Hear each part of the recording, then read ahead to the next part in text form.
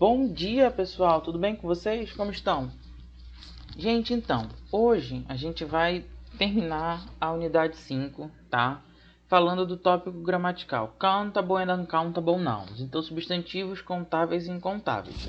Então, a gente já começa discutindo isso. Nouns. Nouns é o substantivo, né?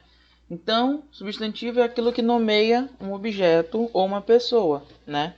Então, na língua inglesa, nós temos substantivos que nós podemos contar e temos aqueles que não podemos contar. Então, a gente vai ver agora alguns, a gente vai bater um papinho sobre eles, tá? E aí a gente vai discorrendo ao longo da aula. Então, eu já começo falando com vocês aqui sobre aquilo que a gente pode contar, que a gente chama de countable nouns, tudo bem? Então, vamos lá. O que são os countable nouns? Substantivos que eu posso contar. Então, por exemplo, banana, né? I eat a banana every day. I like bananas. Banana is a countable noun, ou seja, a palavra banana, palavra, tá? Prestem atenção, estamos falando de substantivos, então a gente foca na palavra, tudo bem? Banana é um substantivo contável, eu consigo contar. Se eu pegar uma palma de banana, né? E for tirar, eu consigo ver quantas bananas tem naquela palma, beleza? We can put an S on a countable noun. Então, a gente pode colocar um S. Então, fica bananas, né? Bananas. Beleza. Countable noun can be singular, banana, or plural, bananas. Tudo bem? Então, countable noun pode ser singular ou plural. Ou seja, eu tenho forma plural e forma singular dele. Grava essa primeira informação aí que ela é muito importante. Né? Então, countable nouns eu tenho forma plural e forma singular, tá bom?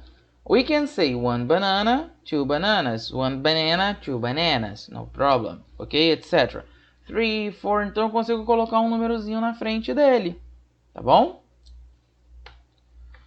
Então, ó, examples of countable nouns, eu tenho apple, pineapple, cucumber, strawberry, grape.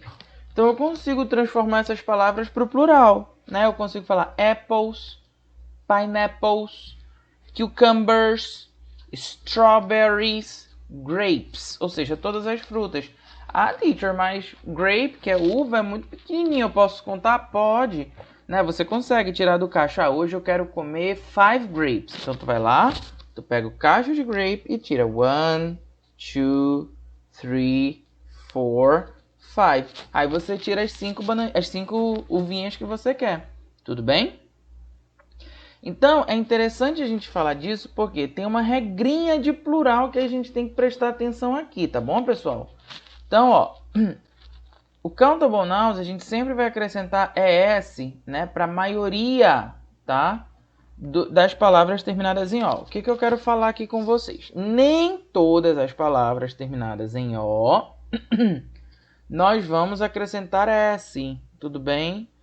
Só o S. Algumas a gente precisa acrescentar o ES, tá? Então, ó, presta atenção.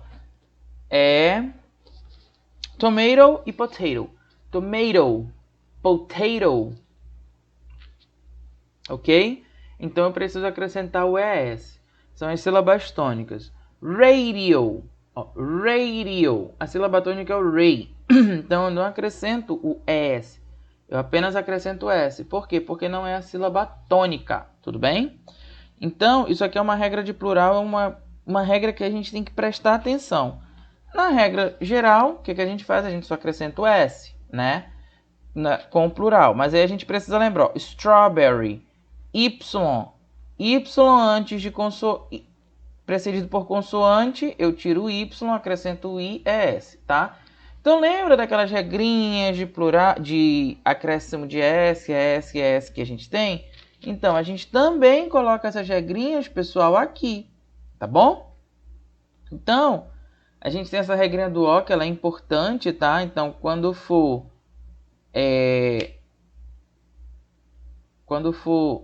sílaba tônica, a gente acrescenta o ES, né? E a gente só acrescenta o S nos outros casos, tudo bem? Então, esses aí foram os substantivos contáveis, aqueles que a gente pode contar, tá? E os uncountable nouns agora, né? O que a gente tem aí? Então, os uncountable nouns, né? De novo, se a gente tem os countable que a gente conta, os uncountable a gente não conta, beleza? Então, olha aí. I eat rice every day. I like rice. Is an uncountable noun. Então, eu não consigo contar, né, arroz. Ah, teacher, eu consigo. Se eu pegar, eu vou lá, pego na vasilha aqui da minha casa o arroz, coloco na mão e vou contar um arroz. Não, você não conta o arroz. Você conta o grão de arroz, tá? Primeiro de tudo é isso. E aí, eu vou parar para contar grão de arroz? Não sei, né? Beleza, então I eat rice, I like rice, e o rice é um uncountable noun, né? Então, an uncountable noun has only one form. Então não existe esse negócio de dizer que ele é plural ou singular, tá bom? Ele é apenas daquele jeito.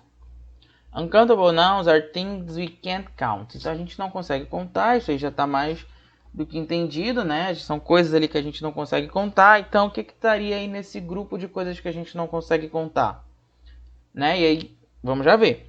We can't put an S on an uncountable noun. Então, eu não consigo colocar um S, eu não consigo transformar no plural. Ah, mas tem uma palavra que já vem com S. É porque o S é da palavra. Tá bom? E aí, por quê? O que ele quer dizer? We can't say one rice, two rices, etc. Não dá para falar isso, tá bom?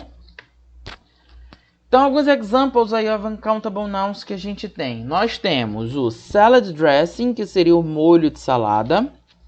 A lettuce, né, que é o alface. Ah, mas alface eu conto. Eu peço da minha mãe para colocar 3 alfaces no meu prato. Não, você pede para sua mãe colocar 3 folhas de alface, ou seja, 3 leaves of lettuce, tá bom? O ham, que é o que a gente tem aí, o presunto. Water, que é um líquido, né? E o milk. Teacher, eu não conto o presunto. Não, você conta a fatia do presunto, o quilo do presunto. Então, todas as vezes que a gente precisa contar, a gente se vale de artifícios para contar os substantivos incontáveis, de quantificadores, quantifiers, tudo bem? Por exemplo, um quantifier que nós temos aí para os líquidos. Isso aqui, ó. Uma bottle of water, né? Uma garrafinha d'água. É um quantifier que a gente tem aí, tudo bem? Beleza, e aí agora a gente vai ver o there is e o there are antes da gente continuar.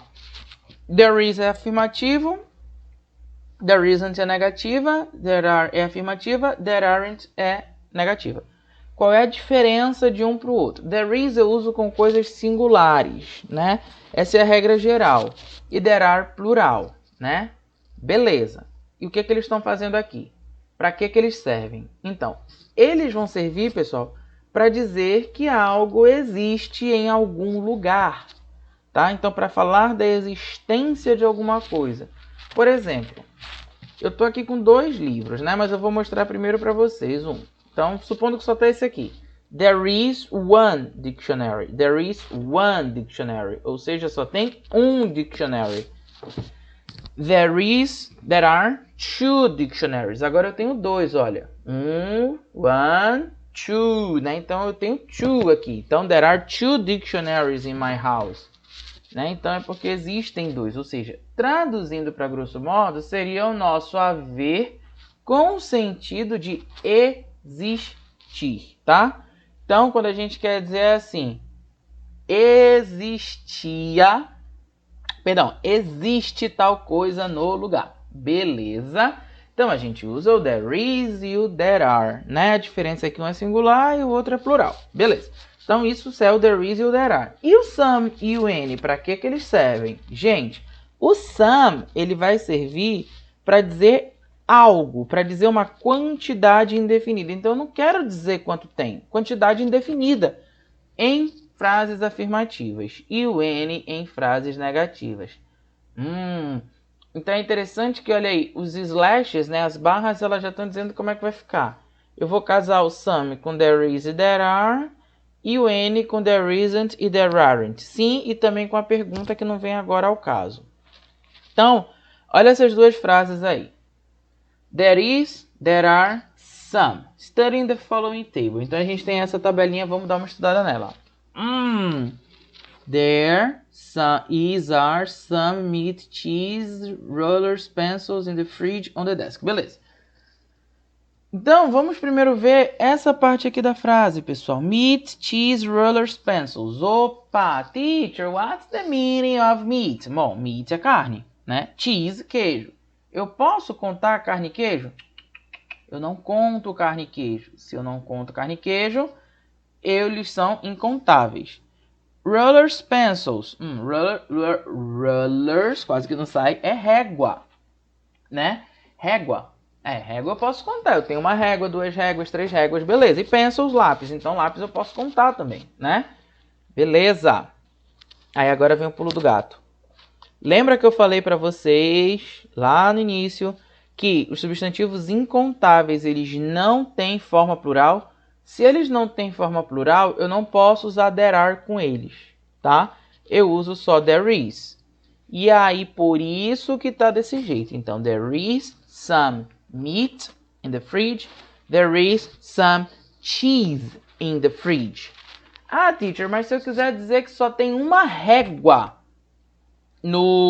na mesa, aí tu vai dizer there is one ruler on the desk. E você não vai usar o some. Então aqui eu estou focando no uso do some e do any com there is e there are. É isso que eu quero que a gente preste atenção agora, tá bom? Então, quando eu usar o some com o there is, é para substantivos incontáveis. Quando eu usar o some com there are, é para substantivos contáveis no plural. Por quê? Suponha que eu tenho 15 réguas em cima da mesa. Mas aí eu olho assim rapidinho, aí eu, sei lá, o João me pergunta, quantas réguas tem na mesa? How many rollers are there on the desk? Aí eu vou olhar assim, eu vou dizer, não vou parar para contar que tem 15, né? Eu vou dizer assim, there are some rulers on the desk. Então eu digo direto, né? Algumas, tá? There are some pencils, ou às vezes uma quantidade muito grande, eu tô com pressa, né? Então eu uso desses artifícios, tudo bem? E aí o some ele pode usar para uma quantidade indefinida quando é o substantivo plural, quando é o substantivo contável no plural. E aí, como ele é uma quantidade indefinida, eu também digo there is some e pronto. Tá? Então é isso aí que a gente está vendo, ó. There is some quando é um substantivo incontável e there are some quando é um substantivo contável no plural. Lembra disso, no plural, pessoal. Tá? E nesse outro caso aqui, é a mesma ideia, agora na negativa. Porque lembra que eu te falei? N é negativa. Então, se N é negativa, eu vou usar there isn't e there aren't. Tudo bem? Que são as formas negativas. We use there isn't any when the noun is uncountable e there aren't any when the noun is countable plural, ok? Gente, esse quiz aqui vai ser atividade, o homework para casa de vocês, tá? O exercício no caderno de vocês, né? Que vocês vão fazer, tudo bem? Então depois eu vou mandar para vocês bonitinho e aí vou mandar, né? Na hora que eu for de mandar a atividade e aí vocês vão fazer, tudo bem? Então, isso são os substantivos contáveis e incontáveis que nós vimos hoje na nossa aula. Tranquilo, pessoal? Outra coisa agora que eu queria falar com vocês. A gente vai falar também um pouquinho dos famous British authors, né, e dos famous American authors, né? Por quê? Porque eu vou revisar essa aula com vocês. Porque o nosso trabalho, como eu havia prometido, ele vai falar um pouco sobre os 3 temas das unidades, né, da unidade literatura, música e cinema, tá? Que são os 3 tópicos das 3 unidades que a gente vai ver nesse bimestre. Por causa disso, eu vou trazer aqui de novo, porque para que vocês lembrem a estrutura que tá aquela apresentação, para que vocês façam os slides de vocês com base naquilo, tá? Então, seguindo aquela ideia. Porque no trabalho de vocês, o que eu vou querer? Que vocês falem do autor, na solicitação que eu vou mandar também tá bem explicadinho, que vocês falem do autor, digam seus principais trabalhos, né? E digam seus principais trabalhos, né, suas principais obras e, por fim, que vocês digam se houve alguma adaptação cinematográfica ou foi inspiração para alguma música. Tudo bem? Gente, eu quero um trabalho simples, enxuto, conciso, né? Seguindo ali as recomendações que nós temos, tá bom? Lá naquela folhinha, pode por foto. Teacher, eu quero colocar foto no desenvolvimento. Respeitando 4 laudas e você seguindo as orientações, não tem problema nenhum. Tudo bem? Qualquer dúvida que você tenha, venha falar comigo, tá? Pode mandar uma mensagem no meu privado, no horário da manhã, que eu respondo para você, tá bom? Então é isso. Então agora vocês vão ficar com essa segunda parte da aula. Depois eu mando o trabalho. Vou mandar o quiz também. Aqui tá como quiz, mas são só algumas perguntinhas aí que vocês têm, tá? Então, por exemplo, essa parte aqui, vocês vão ter que ver se ela é singular ou plural e vão colocar para mim, né? A palavrinha que tá entre parênteses. E essa aqui vocês vão completar com some e any. Então é basicamente isso. Tudo bem, gente? E aqui era só quantas atividades vocês corrigiram, mas aí a gente vai fazer isso junto depois, tudo bem? Então, pessoal, eu queria agradecer muito a presença de vocês hoje, tá bom? Thank you very much. Fiquem com a segunda parte da aula agora e a gente se vê na próxima quinta-feira. Bye, bye!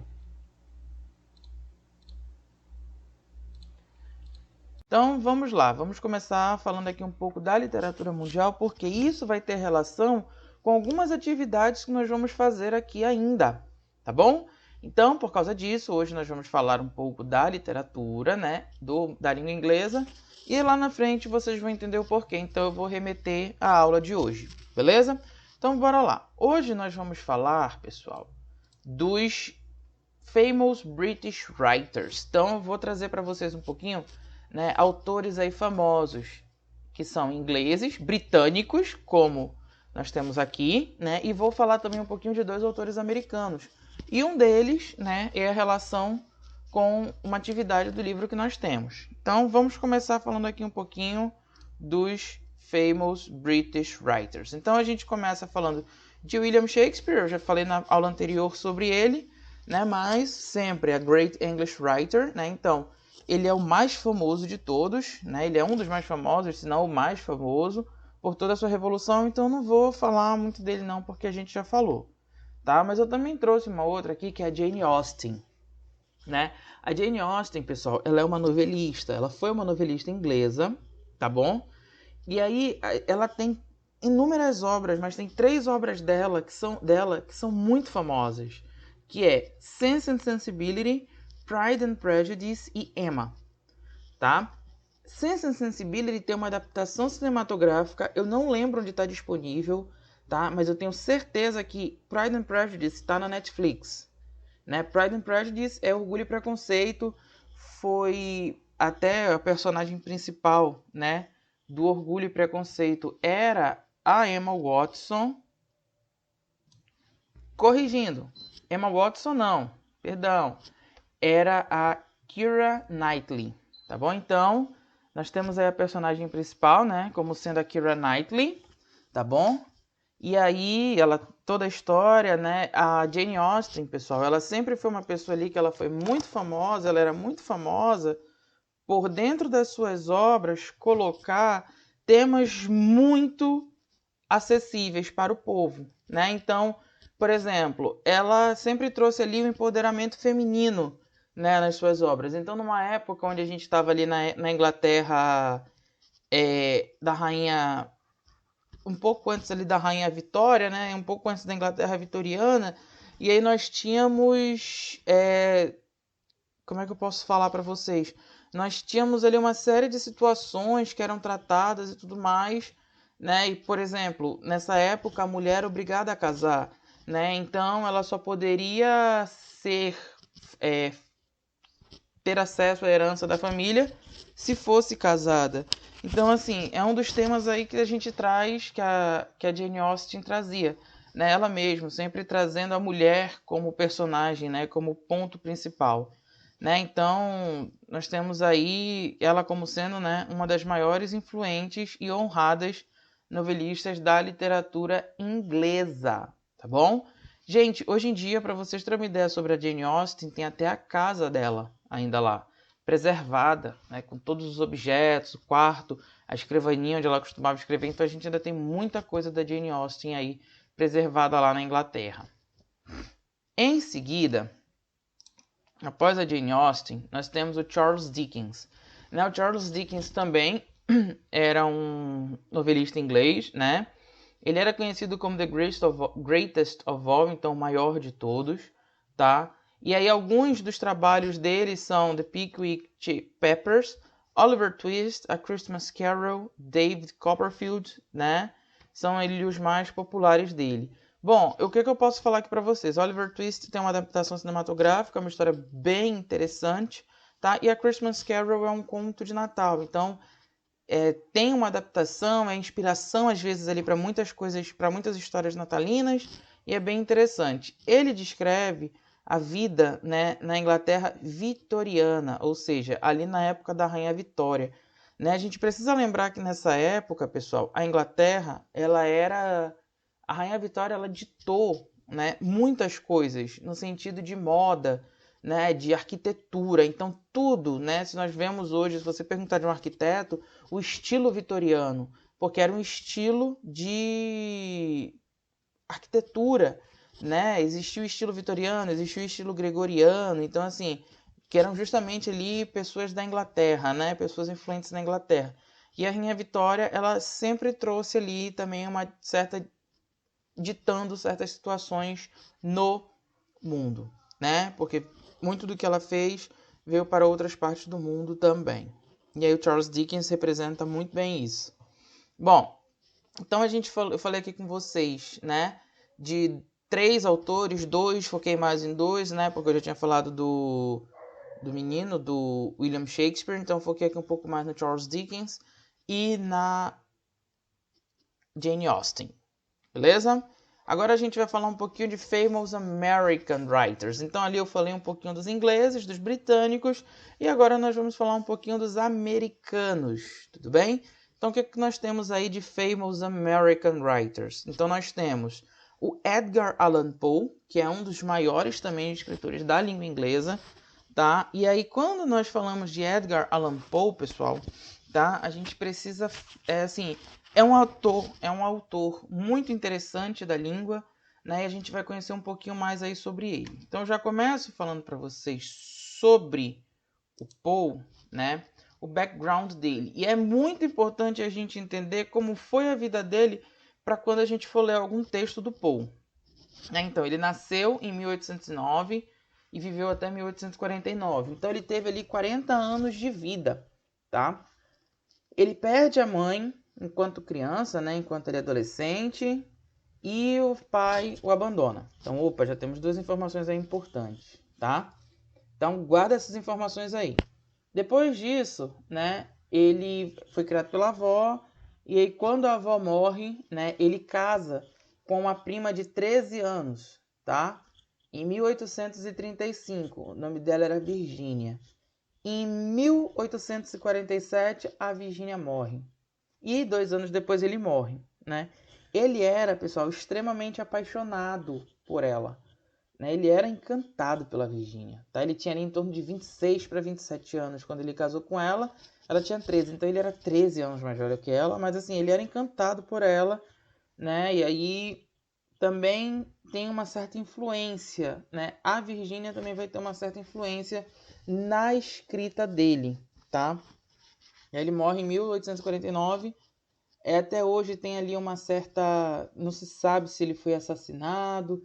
Eu já li relatos de que ele foi assassinado, de que ele foi encontrado morto lá no meio do deserto, né? Num lugar afastado lá. Então, assim, é meio... como foi que ele morreu? A gente não tem tanta certeza assim.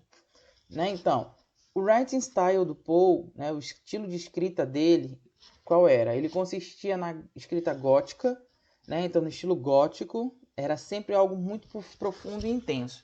Né? E ele sempre falava de sonho e pesadelo. Então ele explorava muito esses 2 pontos, o ponto do sonho e o ponto do pesadelo. Né? E aí o que acontece? Isso é interessante. Lembra que eu falei para vocês agorinha que o Poe, o passado dele era importante pra gente? Por que o passado dele foi importante pra gente?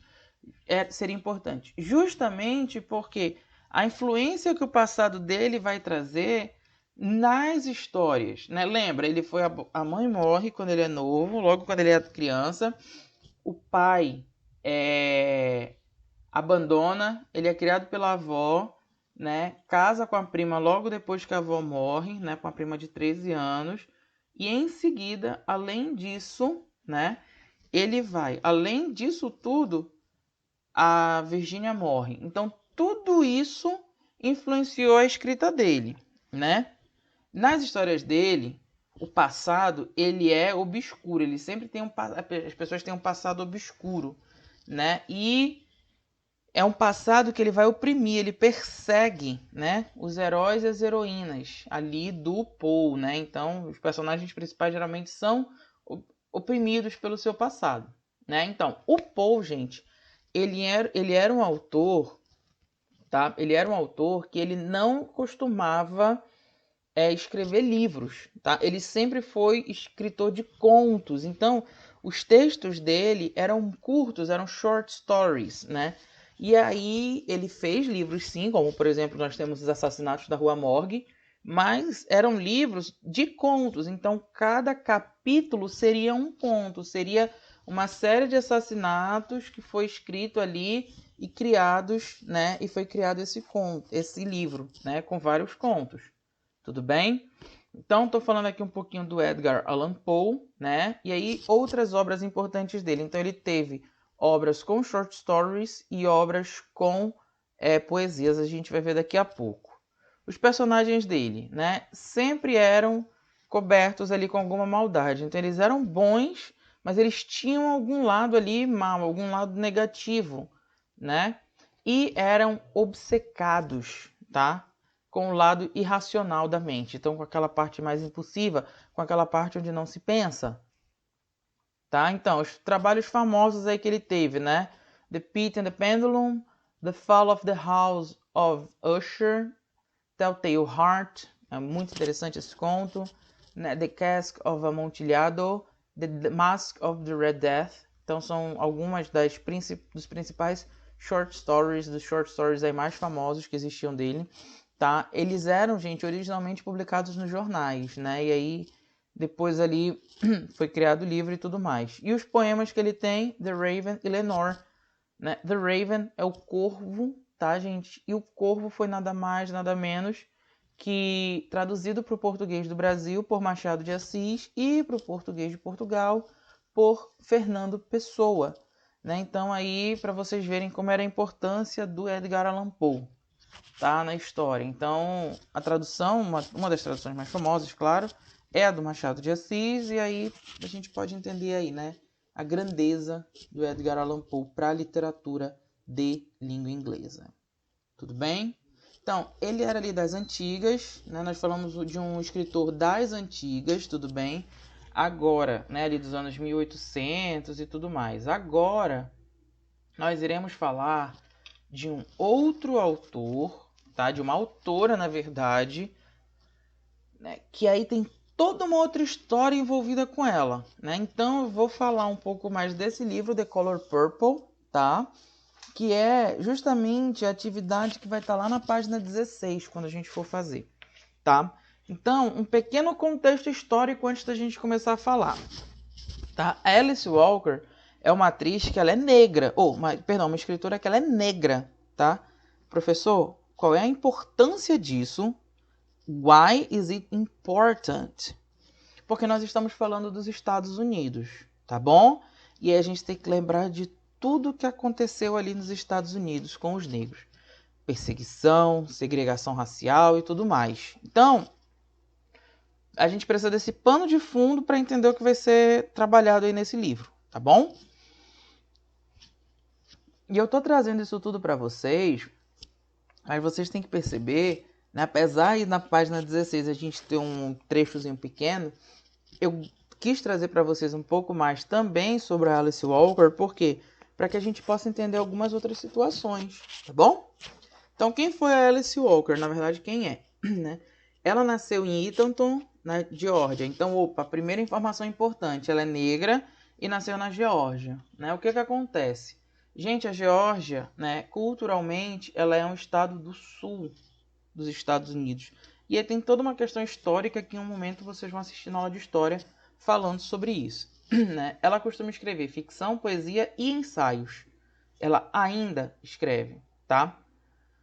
Quando ela tinha 8 anos, ela foi receber um tiro, né, no olho esquerdo, no olho dela, né, pelo irmão. E essa injúria, né, esse problema causou, né, por causa desse tiro, causou um problema ali com questão de foco na leitura e na escrita, né?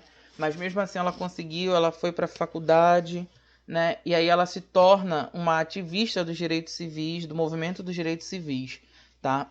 Lembra, a gente está falando de uma pessoa, uma mulher que nasceu em 1944, tá?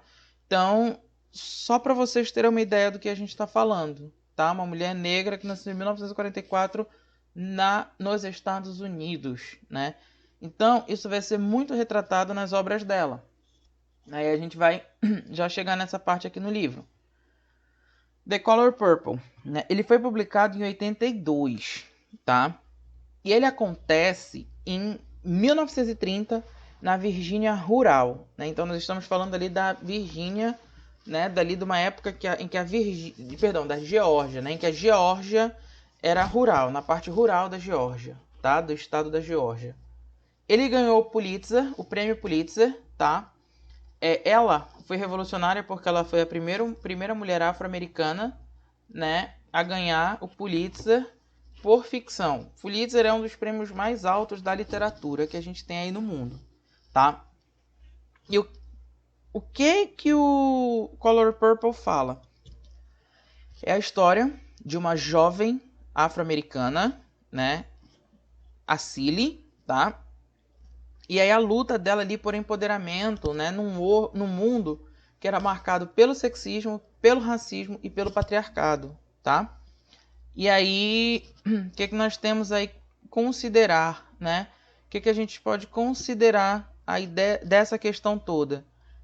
Nós estamos falando, novamente, de uma época em que os negros eram segregados e dentro, né, dessa questão, ela ainda era mais segregada.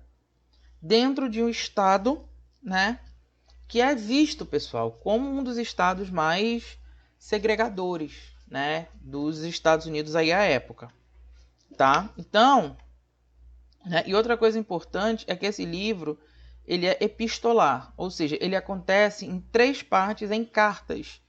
As cartas que a Cilly manda para a irmã, as cartas que a irmã da Cilly retorna para Cilly e as cartas em que a Cilly conversa com Deus, tá? Então, trazendo um pouco esse contexto aqui, pessoal, a gente precisa entender uma coisa. A Cilly, ela não tinha muitos estudos, tá? Então, isso reflete na forma como ela fala. Isso reflete, inclusive, na concordância, né? Dentre outras questões aí que nós temos, tá? Então, o acesso à educação já era difícil, para ela foi um pouco mais difícil ainda. Estou falando um pouco da história. Esse livro tem uma adaptação cinematográfica, tá? Eu não lembro agora o ano, né? Mas ele é um livro, ele é um filme, né? Que ele tem uma classificação indicativa alta, parece, eu não lembro, mas ele existe a adaptação cinematográfica dele, eu sei, né?